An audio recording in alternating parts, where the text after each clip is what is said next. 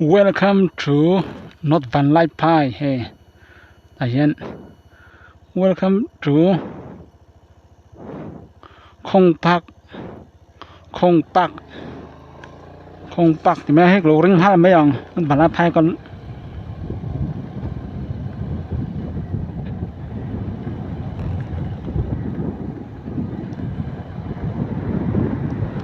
Azol cho khóc mấy lên lịch đấy. Anh hoa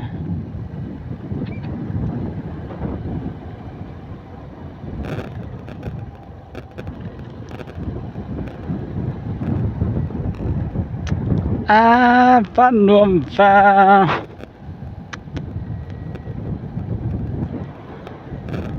North Van Lai Pai có vui cật anh ven tụ North Van Lai Pai có chung mấy bụi rong thế thì bài vẽ cũng là in có lấy đúng không vui cật non cụ tin nè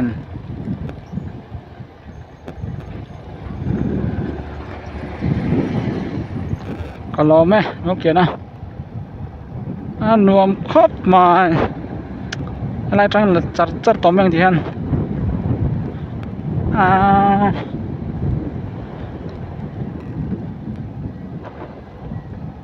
thiên do tiếp nặng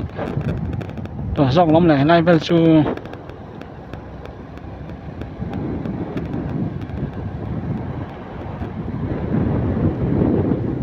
môi khóc mà lan chặt về đâu à có chung về còn nó lụt lụa hay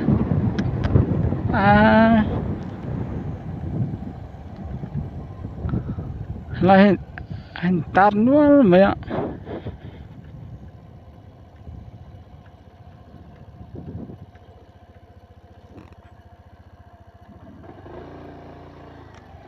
tăng cái đá thì mấy có chung là mà con đốt tắc mai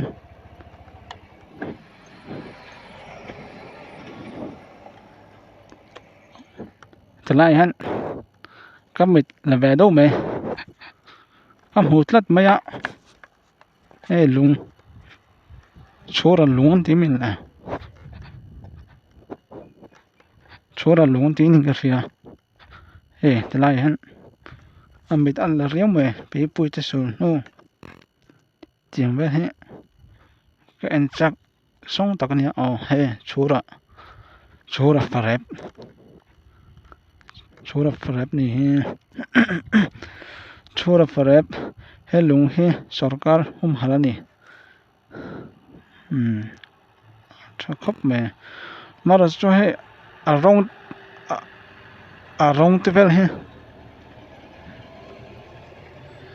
thiếu ác bức to này he mày trở về đâu sẽ là muốn làm dọc đó này ha thì dọc mấy tiền ở trong này mới cho con luôn lỗ mấy ông trong hôm hở lất nha mình luôn đó thì cú khó ngon phải biết rồi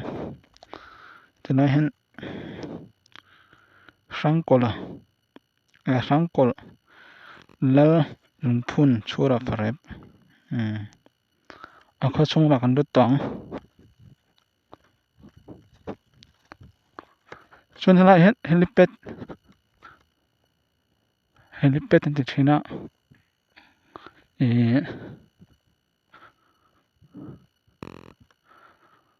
helicopter tên trùm trên nên đón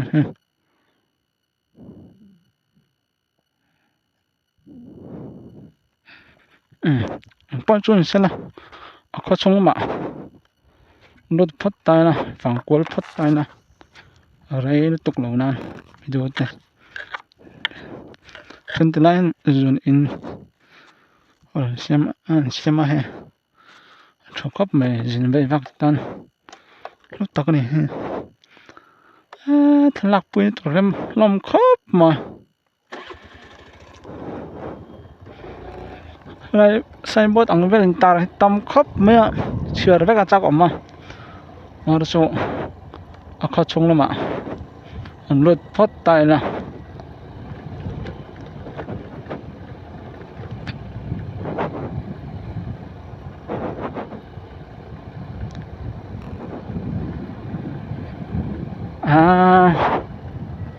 cảm ơn mong tiếp bắt hàng dốc mong là tuần han đã xong phần chân về nha si hạ trăng có rồi có văng văng à nó văng lại phải có chung bị bụi chân nội về này xuân si hạ trăng dính đá nga đang có rồi số cả tuần han đã xong phần chân về có rồi thêm thế nha hết trăng hiền đã khát về là có hỏi lại mấy đứa này si hạ mà si hạ phần này lấy lại cho tấm khóc mày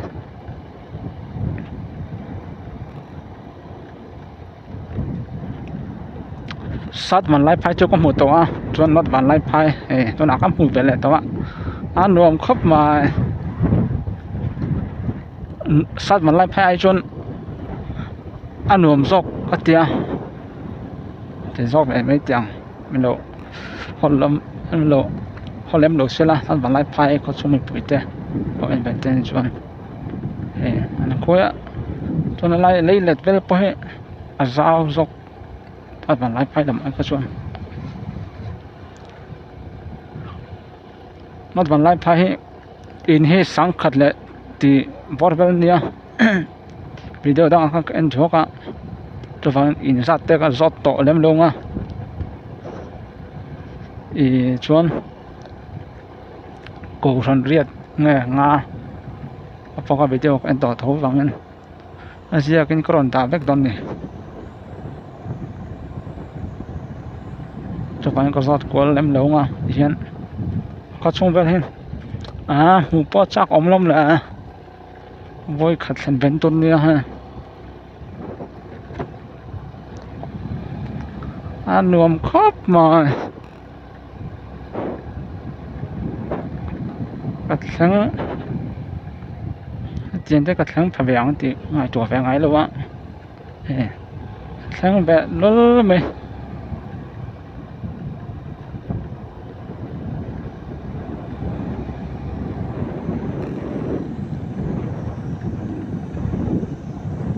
เขาชงลำปังให้ชงรถเชี่ยหรอมารถชุ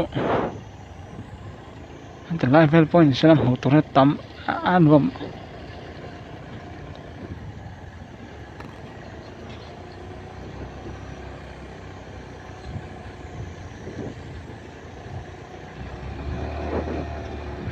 เฮ้ยแต่ไล่ฮันรถบรรลับไฟโหลดเส้นตาเฮ้ยกัดล้านสวนมันเลยน้ำปังกัดล้านได้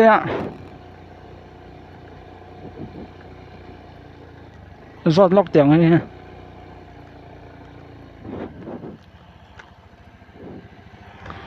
นดวันไล่ไพ่กันแล้วเนี่ยนดวันไล่ไพ่กันแล้วเนี่ยนดวันไล่ไพ่อันห้อยลำเงี้ยก็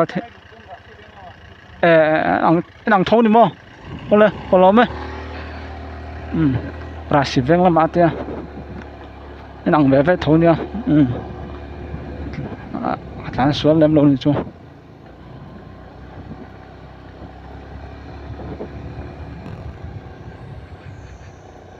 ราศีเวงละโชคดอนนี่จูพอเห็นน้ำเห็นน้ำตาเห็นหูตัวต่ำซอกอันเบียกินเต้นน้ำนมครบมา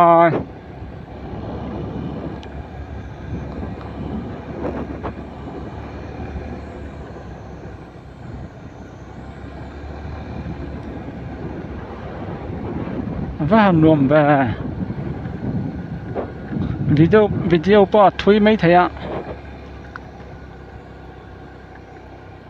ฉันชวนคุยให้เรียนแบบตั้งทุยเราเทียแล้วเนี่ย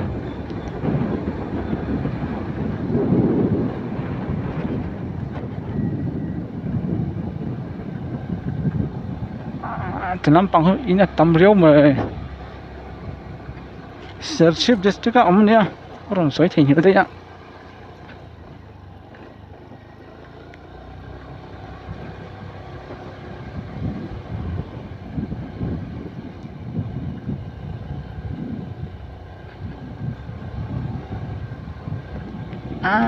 แต่น้ำปังตั้ม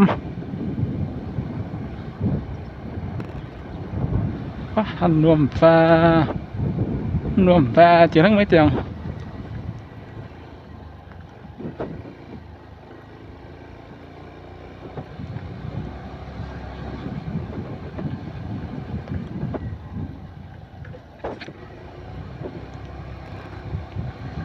cái tiền khu lắm bằng à còn nóนี่เป็นเนี่ยนอนนั้นลำปางหลานรถไม่อ่ะถึงกับหลานโดนกับบ่อ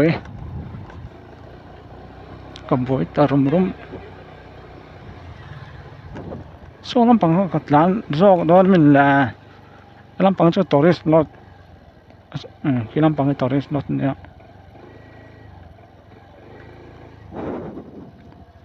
อันนี้เราให้ลำปางจะหลานเล็ดแรงอ่ะเขาไปลำปางหลานโชว์เลยโรคไม่จังอีน่าตำเรียวไม่คือลำปางแค่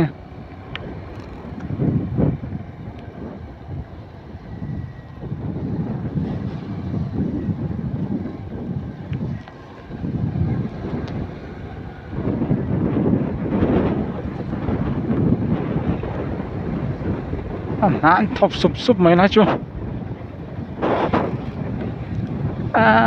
ลำปางหนุ่มโรคแต่มันได้ไม่อ่ะอันควดช่องเวลจะไฟครบไหมอ่ะ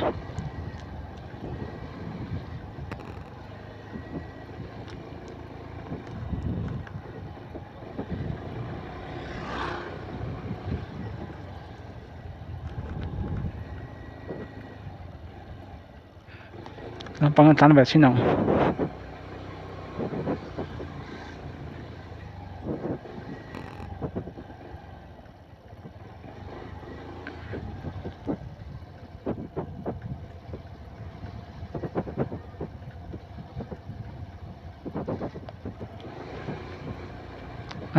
จะนำไปอินตั้มครบไหม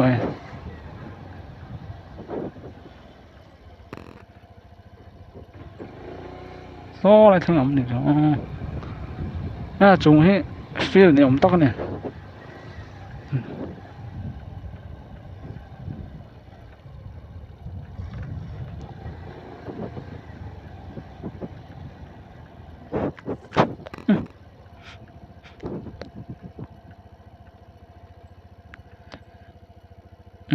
คู่ลำปะกับทีเวกันมาแล้วชูวิดีโอจะทุ่ยนิดตุกลงเล็ดไม่ยังนี่กันคู่ที่ลำปางเด็กค่ะก็เล็ดจอกตายละ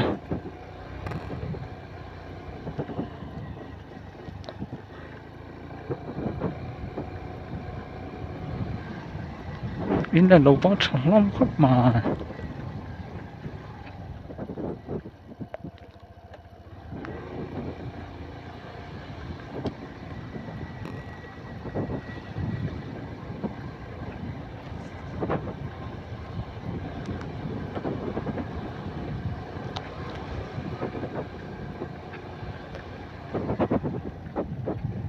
ราศีแมงติดขันไม่อันติดยังกระชับไหมอ่ะ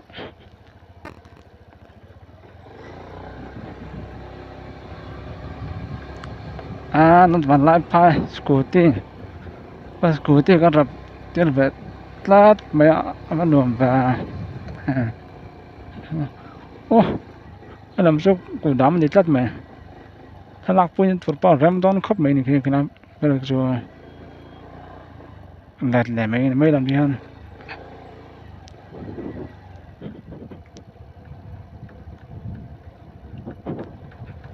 ถ้าลักไปก็ปังให้สุกตุ้ยแล้วว่าฝั่งชวนถ้าชวนหรือเราพัดแบ่งเห็นแต่ละเห็นกูฟันเบียกกินง่ายมันตันแบบชิ้นน้อง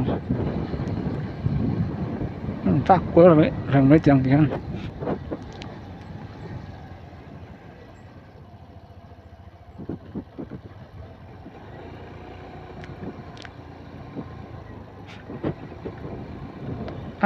ที่ลำปอที่น่าตำครบมาสู้อะไรทั้ง ông phải nó mày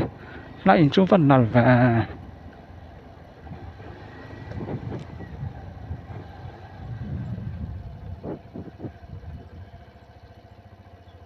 còn phụ lại về thì cũng ổn đất sáng như vậy là thua đẹp lẽ ngay mấy lần thì anh phải cho bao nhiêu con anh ngậm lẽ ô cho thử là ngay rất đã rằng mấy tiếng anh các bác cố rằng mấy chẳng lại là thọc không bỏ nhé tiếng lẽ rồi thì sụp sụp tổng cái đấy cũng rất lâu mình thì mấy thế cho nên là thọc khô ổn nào hay là cho cái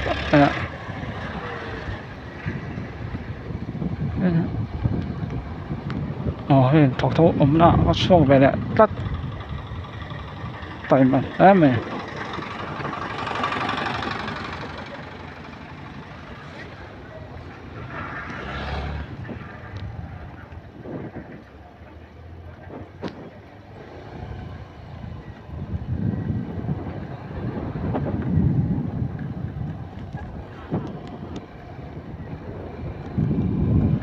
nắm tròn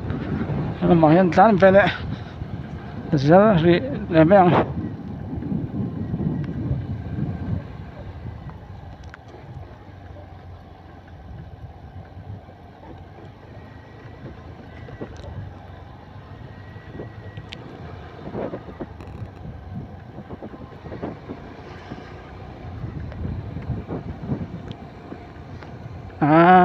em là bảo làm một tổ ấm lồ ra rằng phải tập này lại school điểm school này cô phải mà đi anh ấy cái riêng anh rem khóc mấy school nó bỏ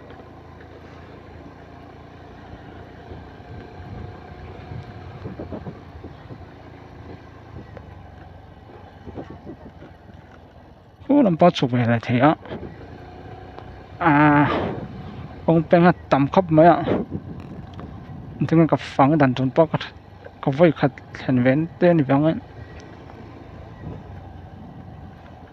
kiếm thị đâu mấy thế anh trên số làm bằng xong cơn lăng rồi lết là mà nói là mà lết liền người làm ba tắm khóc mấy in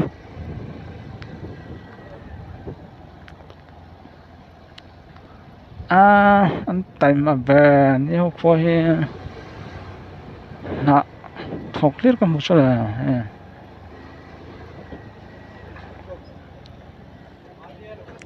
này cũng anh chen đây chen đây thì mấy ông số làm bằng số anh cờ năng nghe làm bằng anh cờ năng nghe anh phôi sẽ làm bằng phẳng về lại thông khối liền liên tục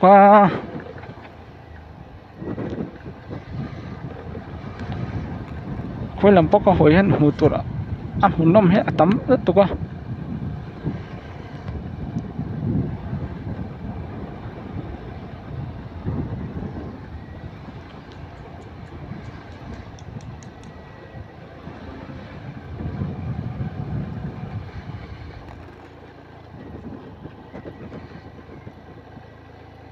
จะnắm bằng bao nhiêu tắm khóc mày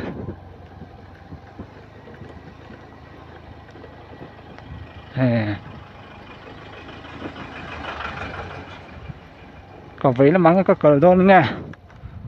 hay làm bằng cờ dọc tiền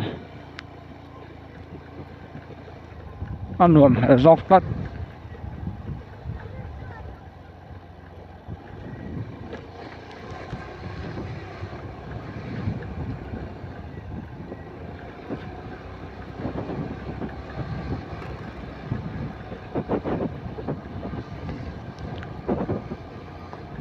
lại hiện việc kín là rất mấy mỗi khóc mày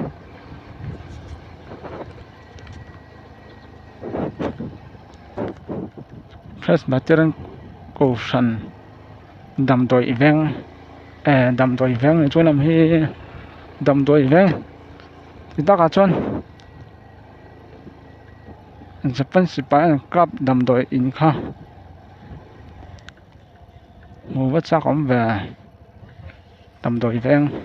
này cho ông bằng ha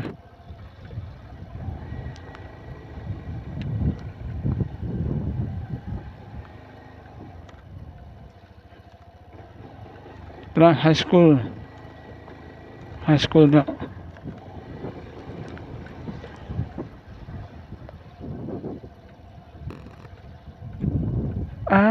khai ô cũng làm chút chi đâu thằng cái con mà cắt chán đây lắm này ha rồi anh chút mình thì không nữa thằng thế nữa đầm đồi ini có làm hồ lô và số làm bằng son nhang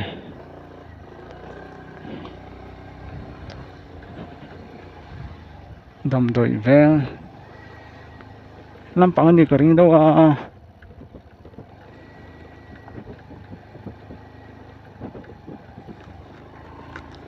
high school ông nó nhịt lắm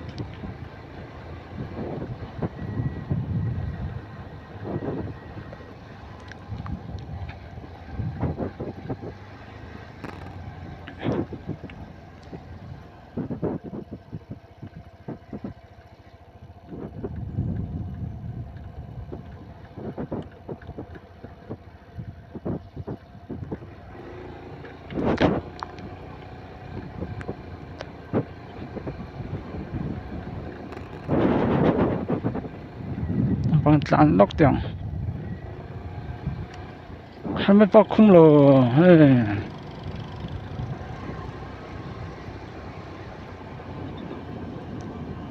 làm bằng cái này tầm khóc mà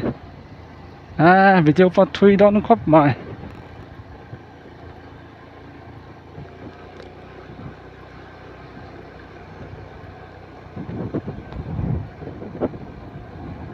in sáng khát ai phân tâm bằng hết chưa liền râu tục thôi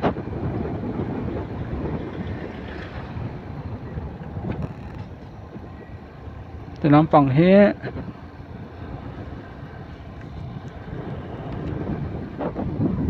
United pen Sherman terus sudah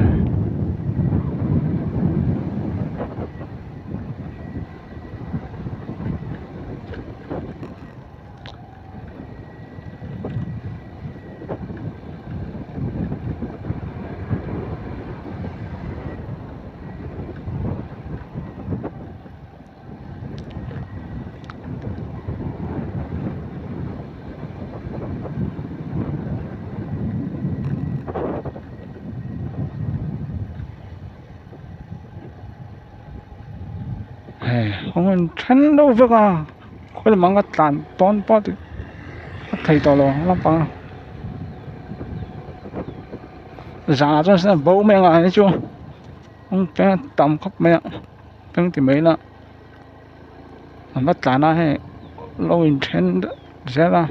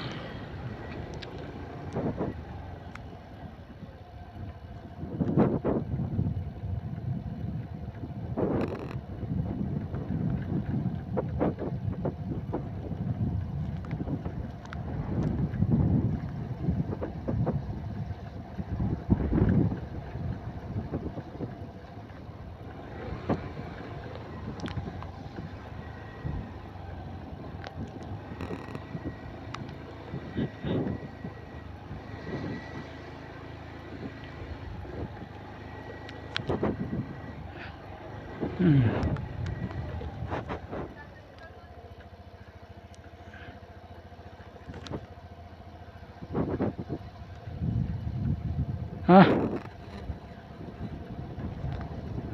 cái con led tầm ấy nè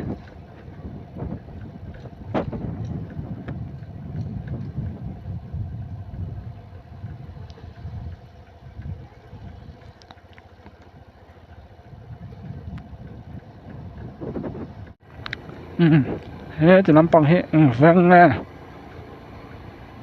sâm miệt rồi là phẳng về lô nắm bằng hết rồi đầu tiên phẳng lên ngã lỏng là đá khát ở đây to là nội chuan lại được tục bằng